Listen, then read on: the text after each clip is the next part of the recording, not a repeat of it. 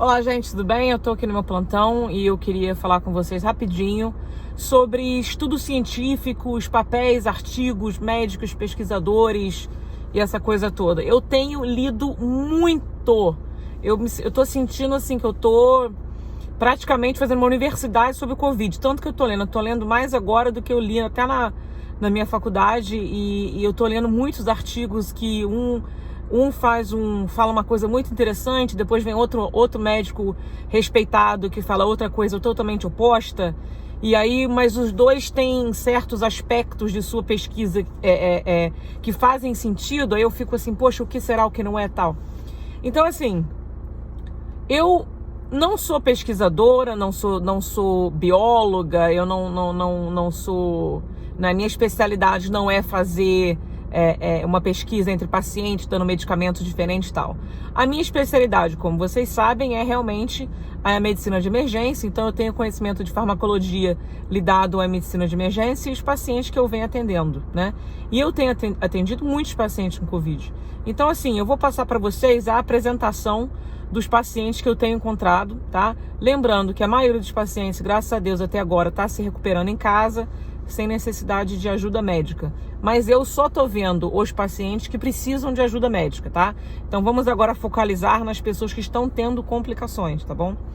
O que eu vejo nos meus pacientes que estão com complicação do Covid é uma dessaturação de oxigênio muito grande, ou seja, eu nunca vi ninguém saturando a 50%, mas eles ainda estão acordados, eles ainda conseguem falar com você, porque normalmente um paciente com uma dessaturação tão grave e aguda já está praticamente inconsciente, a pessoa já fica com o que a gente chama de hipoxia, ela fica com o cérebro hipóxico, a pessoa fica muito confusa.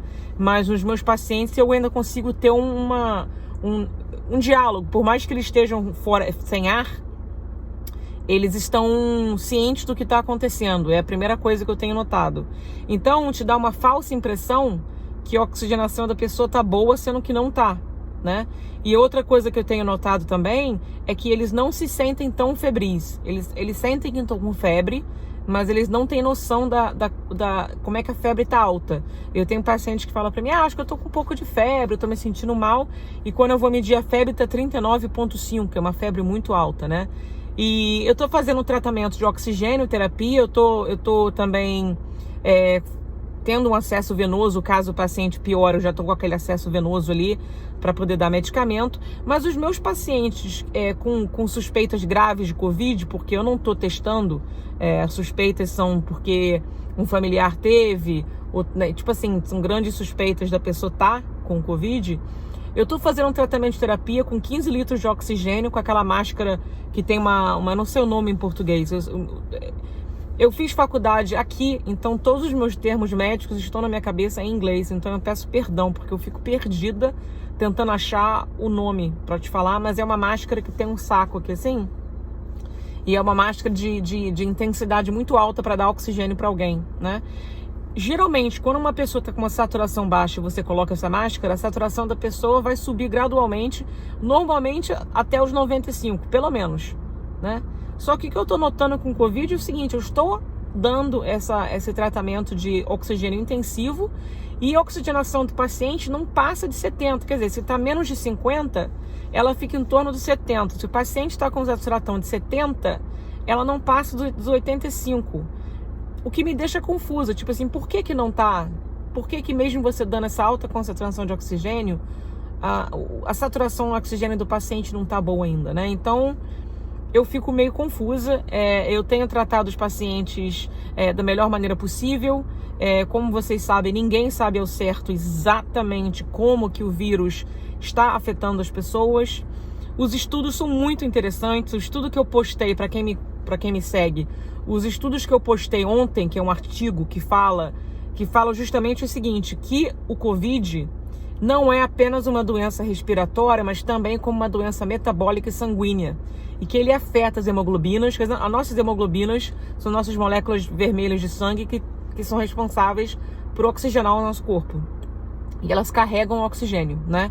Então, o que esse pesquisador falou foi o seguinte, que o vírus está afetando os glóbulos vermelhos, está afetando de maneira que eles não estão mais conseguindo carregar o oxigênio em volta do corpo, né? Então que na verdade essa falta de ar, essa dificuldade de respiração não é causada por um problema pulmonar, mas sim por uma metabólica sanguíneo, né? Mas já tem outras pesquisas que falam não tem nada a ver com isso. Tem a ver com um problema que está sendo causado no próprio pulmão, onde o pulmão está sendo afetado de uma certa maneira. O pulmão, ele é responsável porque quando a gente respira ar, junto com esse ar tem oxigênio, né? Ninguém respira 100% oxigênio. No nosso ar nós temos várias outras coisas, mas enfim, o nosso corpo ele pega esse oxigênio e o pulmão é responsável para converter esse oxigênio para poder entrar no nosso sangue, para a gente poder usar, para a gente poder sobreviver, né? Então, o que outros pesquisadores estão falando, que não tem nada a ver com a hemoglobina, mas sim com o dano feito no pulmão. O pulmão perde a habilidade dessa conversão saudável do ar que a gente respira para a oxigenação do nosso sangue. Aí você fica assim, tudo bem. Será que são os dois problemas que estão ocorrendo ao mesmo tempo? Será que é um problema só? Como é que essas pesquisas estão sendo feitas? Porque a gente tem que lembrar o seguinte, todo medicamento que nós temos hoje em dia, vamos falar do paracetamol. Paracetamol é um remédio que tem no mundo todo, é o mesmo nome no mundo todo e tal. Toda vez que uma pessoa, um cientista, pessoa de laboratório desenvolve um medicamento, existe um processo muito detalhado e demorado para que esse remédio seja autorizado para poder tratar um ser humano. Então eles começam geralmente, fazem um negócio no laboratório, eles testam in vitro, depois eles começam a testar em camundongo, aí depois testam em coelho, aí vai testando em animais maiores, depois testa em macaco e chega o teste aos seres humanos. Então assim, para um remédio ser licenciado, demora anos às vezes, para você chegar naquele ponto que prova que aquele remédio realmente é eficaz e que os seus efeitos colaterais não são tão danificantes. Todo remédio tem um efeito colateral. O que a gente tem que equilibrar o efeito colateral é pior do que o que o remédio está tentando tratar? Então tem sempre um balanço de coisa. Então, como não temos tempo agora de criar um medicamento novo a tempo, nós estamos tentando achar medicamentos que já existem para tentar ajudar as pessoas que estão com complicações do vírus, né? E como qualquer pesquisa, demora tempo. Esse vírus é muito novo. Então a comunidade de médicos e de pesquisadores, eles estão correndo, estão tentando entender o que está acontecendo. O mundo inteiro está unido, tentando achar, tentando entender, né?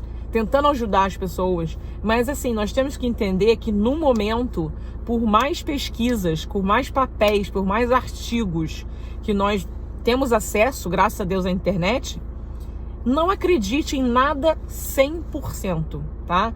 Vocês precisam ler, eu acho importante ler. Para quem gosta de anatomia, fisiologia, patofisiologia, eu adoro, então eu gosto de ler. Mas não leve isso como sendo uma realidade, um fato, uma descoberta, né? São apenas especulações, né? Então, assim, eu acho interessante e como eu gosto de dividir com vocês o que eu acho interessante, eu vou às vezes postar uns artigos e tal, mas leiam sempre com uma mente aberta, com uma mente analítica, com uma mente crítica, né? E eu adoro receber também artigos de vocês, né? Eu já recebi artigos muito interessantes dos meus seguidores. Graças a Deus, a maioria dos meus seguidores são pessoas inteligentes e que têm me ajudado também na minha própria pesquisa pessoal de tentar entender, porque eu quero também poder ajudar meus pacientes da melhor maneira possível. Então, se vocês têm um artigo científico mesmo, científico, comprovado, científico, mandem para mim. Eu tô gostando muito de ler e aprender com isso tudo. Então, na verdade é isso, gente. Vamos continuar estudando, a mente aberta. Ninguém tem certeza absoluta até agora de como prevenir, tratar, evitar o Covid. Nós não sabemos ainda se as pessoas podem contrair de novo ou não. Isso ainda não está foi comprovado. Então a gente vai ter que realmente respeitar o isolamento social, porque ninguém sabe nada. A verdade é essa, ninguém sabe nada e é tudo uma especulação, e a gente tem que continuar aprendendo, mas continuar na cautela, respeitando o isolamento social, enquanto os profissionais da saúde, os pesquisadores, os médicos e os cientistas estamos nessa correria aí para tentar achar uma solução, né? Eu sou um soldado da linha da frente. Se você imaginar que o Covid é uma guerra biológica, eu sou o soldado da guerra da frente. Eu tô aqui de cara com os pacientes, eu vejo as pessoas morrendo na minha frente. Eu tô fazendo muito atestado de óbito também, que eu chego lá, a pessoa morreu durante a noite e eu nunca fiz tanto, né?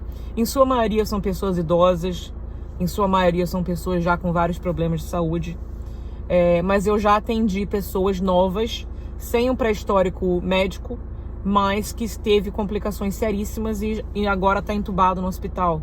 Então, assim, nós não sabemos, nós não entendemos ainda esse inimigo, então nós temos que ter muita cautela, né? E continuar aprendendo, tá bom, gente?